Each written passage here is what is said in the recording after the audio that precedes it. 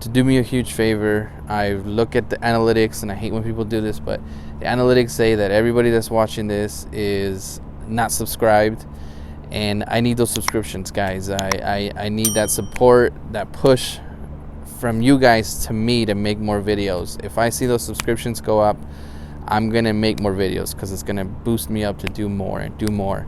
I'm trying to make this channel as informative as possible, but for some reason those subscribers are the ones that push me to make these videos. So hopefully you can take that second, smash the subscribe button and just help me out here. Got a little bit of a confession to make.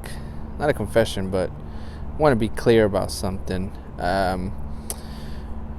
When I first started building this car, I wanted to get my vision out of my mind and into the car, because when I got this car, it was stock height, stock rims, stock everything, steelies and everything that this car comes with. But I wanted to again get the vision out of my mind and put it into reality.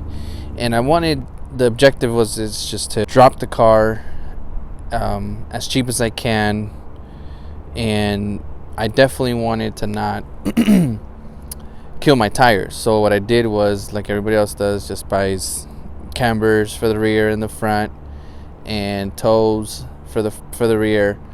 But when I did that, I was making the videos, and I bought the cheapest, which was eBay, which was fine to an extent, and let me explain. When I installed everything, and the videos are there, I installed the rear camber and the rear toe, and that worked perfectly fine. When I installed the front upper control arms, they worked perfectly fine. But when I dropped it to get to the height that I wanted, which was this particular height that you see it on right now, the upper control arms that I got were not enough. So what that means was, when I dropped it, even when I took it to the alignment shop, it did not bring the tires back to zero. And I drove it like that for a couple months, and I was like, okay, well, it'll be all right. No, it was not all right. I bought brand new tires from Walmart, which I don't have nothing bad about the Walmart tires, especially on a budget.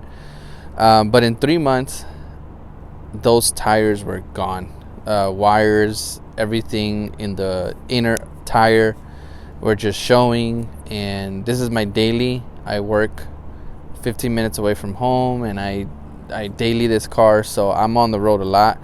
So in 3 months, I killed those tires, and I was like, whoa, okay, I need to make some drastic decisions about this, because again, I need this car to still be functional for what I need it. I want it to look good as the way it does, but I need it to be functional. So I saw this from the beginning, but I didn't like the prices. I know everybody goes back to True Heart, but I was just trying to avoid purchasing that True Heart price. So what I ended up doing was I ended up purchasing the upper control arms, which are now installed, and my tires are back to zero. I have no issues. I have the alignment paperwork that they give you, and been driving it, and I have no issues whatsoever.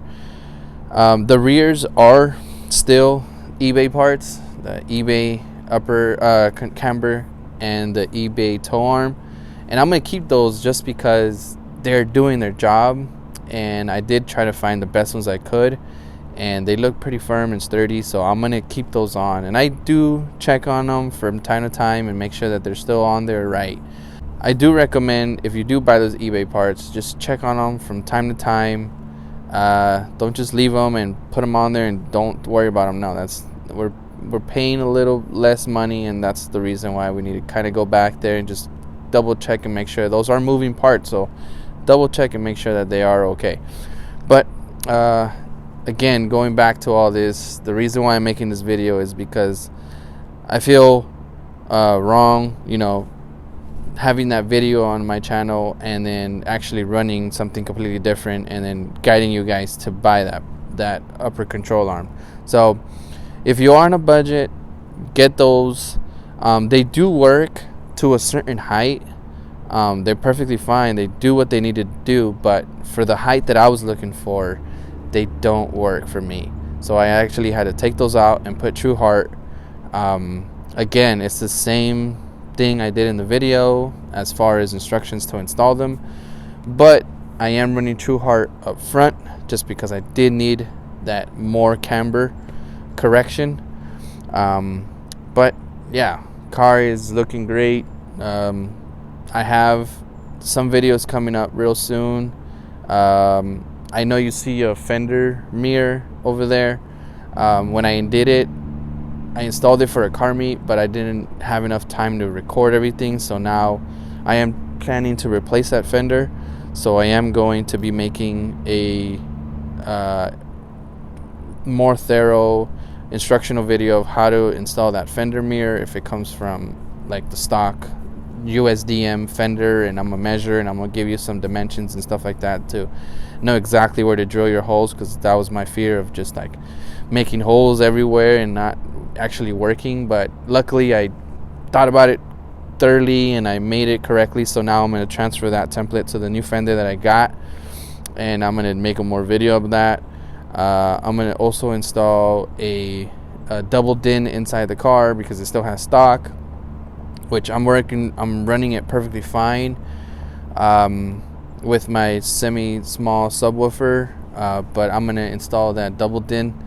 And there's another couple more videos that are coming up, but yeah, just wanted to clear that out with you guys, and hopefully everything's looking great. All right, thanks guys, goodbye.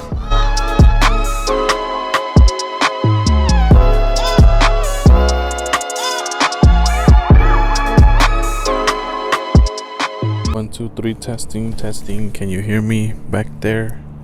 Do you think you could hear me? You think you could hear me? That'll be a good question. 1, 2, 3, testing. 1, 2, 3, testing. Ay. Testing this microphone and the angle. See how it looks. I definitely need to be over here. I'm gonna be talking about that. Just want to see how it looks. Does that look okay? 1, 2, 3, testing.